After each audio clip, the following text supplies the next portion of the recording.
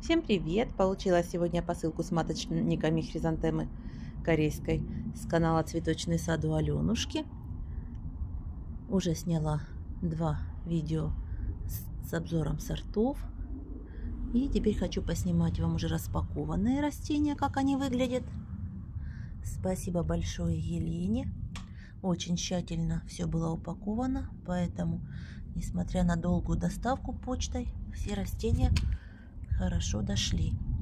У некоторых побольше поросли, у некоторых поменьше, но это еще все зависит от сорта, поэтому я очень довольна. Растения все живы, и с них я буду стараться брать побольше черенков, потому что это все мои новинки. Здесь хорошие сорта, крупноцветковые и срезочные. Всем спасибо за внимание, подписывайтесь, всем пока.